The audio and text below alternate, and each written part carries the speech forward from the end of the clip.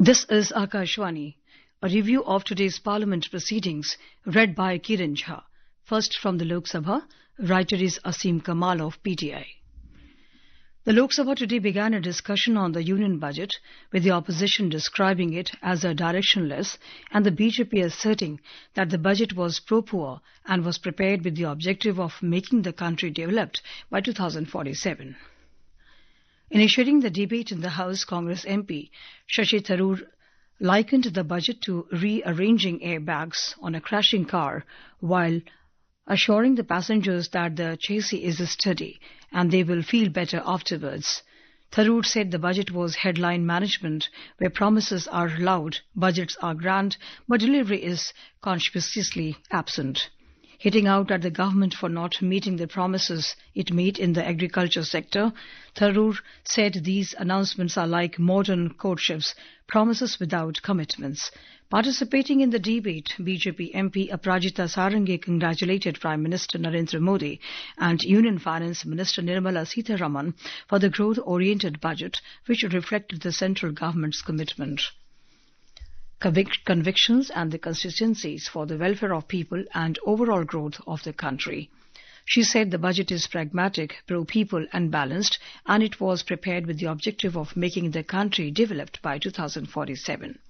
She said India's economy has become the fourth largest in the world, replacing Japan, and is poised to become the third largest, replacing Germany. Sarangi said the country intends to be Viksit by 2047, and for that it has to be future-ready.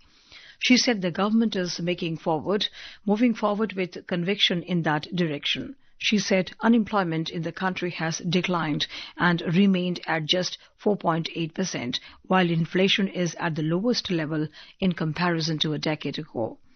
She said in the age of global uncertainty, India is growing well and the government's public expenditure has gone up to 12 lakh crore rupees. Congratulating Prime Minister Modi for concluding 9 trade deals in the recent past, Sarangi said it was a reflection that the government is capable of navigating a difficult world with conviction.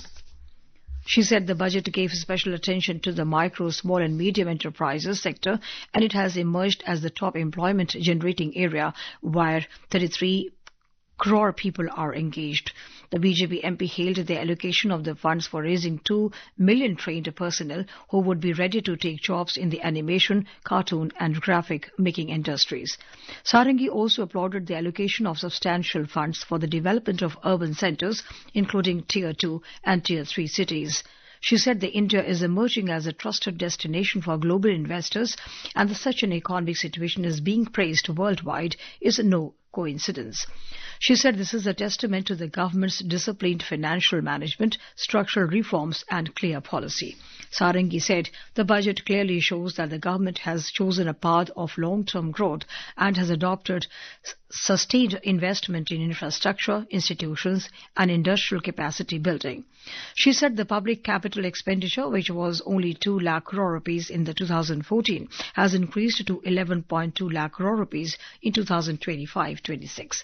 The BJP MP said the budget's focus on Semiconductor Mission 2.0, rare earth corridors and data centers will reduce India's dependence on other countries and make us future ready. Participating in the discussion, Samajwadi Party chief Akhilesh Yadav dubbed the interim trade agreement with the United States as one-sided and alleged that it will hurt the farming community as agricultural imports will hit farming in India. He said the agreement will damage the prospects of the industry and push back the Made in India and Atmanirbhar Bharat, Self-Reliant India initiatives of the government. Referring to the union budget, Yadav alleged that it was directionless and does not help in fulfilling the dream of a developed India by 2047.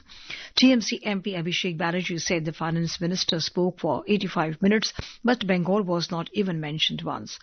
He said that even the freight corridor from Dankuni referenced in the budget was originally announced by the then Railway Minister Mamata Banerjee in 2009.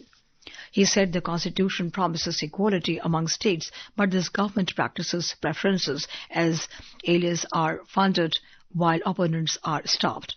Janata Dal United MP Dileshwar Kamait said this budget will serve as a boon for the nation and the public. He stated that the Prime Minister Modi, progressive and the visionary policies are empowering all sections of society. Kamait also stated that the budget paves the way for the development of farmers, youth, women and all sections of society. BJP's D. Pundareswari said that the budget takes concrete steps amid global uncertainty. She pointed out that the free trade agreement with the European Union is likely to come into effect in 2027 and therefore domestic capacity in the country needs to be strengthened. Referring to Andhra Pradesh, she said that the budget's announcement for sandalwood cultivation and processing will be helpful. YSR Congress YS Avinash Reddy reiterated that the demand for fulfilling the promises made under the Andhra Pradesh Reorganisation Act. SP's Lalji Verma said the budget is a jugglery of figures and lacks the solutions. Congress MP Karti Chidambaram said the implementation of many schemes announced by the Modi government over the past 10 years is very poor and the finance minister should provide details about this in her response. He said announcements are made in very budget but implementation is lacking, which is why the public and MPs are losing interest in the budget. Shiv Sena UBT MP Anil Desai said the new labour codes benefit employers and make no provision for the protection of employees. Desai said the budget has made no mention of the goods and services tax, GST says. Congress MP Rahul Kaswan, citing the Rajasthan High Court's comments on the state's school, said that the girls drink less water in school because the toilets are not working in condition. He questioned the budget announcement of the opening animation, visual effects, gaming and comic labs in over 15,000 schools, asking from where would the trainers be found. He alleged that the Prime Minister's Skill Centre have become mere certificate distribution centres. Kaswan also claimed that the projects launched in Rajasthan under the Jal Jeevan Mission in 2021 have not been completed yet. Citing the decline in coconut production in Tamil Nadu due to root-related diseases, T.R. Balu of DMK said the central government has not yet taken any steps to address this. And now a review of proceedings in the Rajya Sabha. Writer is Kumar Rahul of PTI. The Rajya Sabha resumed directions and discussions on the union budget in 2026-27 today. Participating in the discussion, Shiv Sena Rajya Sabha member Milind Devra today took a dig at Rahul Gandhi's dead economy marks on the India. Devra asked if India's economy was indeed dead, why did the EU sign the biggest trade deal with India and not with China or the US, and asserted all countries in the world want to do trade with India and wanted to sign trade deals. If India's economy is dead, he asked, how is India the fastest growing major economy in the world? How is UPI processing over 70 crore transactions per day, making India the global leader in real-time digital payment? He also pointed out that the Jan Dhan Yojana alone brought 50 crore Indians into the formal banking system and transferred 41 lakh crore rupees directly to citizens, saving 3.5 lakh crore rupees of taxpayers' money by preventing leakages and inefficiencies. Besides, the gross GST revenues increased from 11 lakh crore rupees in 2020 to 22 lakh crore rupees in 2025, effectively doubling over 4 years, he said, adding this would not have possible if the Indian economy were dead. Countering senior Congress leader P. Chidambaram's remark on the lack of private sector investment, he said private sector investment have peaked to 6.5 lakh crore rupees in 2024, which is 66% more than the figure in 2021. He alleged that the draconian amendments brought by the former finance minister in the Prevention of Money Laundering Act made it hard for entrepreneurs to do business in the country, and also blamed the UPA government for ignoring the manufacturing sector, a key for creating jobs. Surendra Singh Nagar of BJP also lauded the budget, saying it is an important step towards Viksit Bharat, and said the spending on infrastructure will help propel India towards its goal while helping its citizens fulfill their aspirations. Opposition members, however, continued their attack on the government over the budget. Kanimozi NVN Somu of DMK termed the Union Budget 2026-27 as a failed budget which is anti-poor and detached from the country's reality. She said there is no relief for workers, farmers and the middle class and continues to favor cooperates. Neeraj Dangi of the Congress said stock markets crashed on the day when the budget was announced and many investors lost lakhs of crores of rupees as the budget failed to meet the expectations of investors, market and the common people.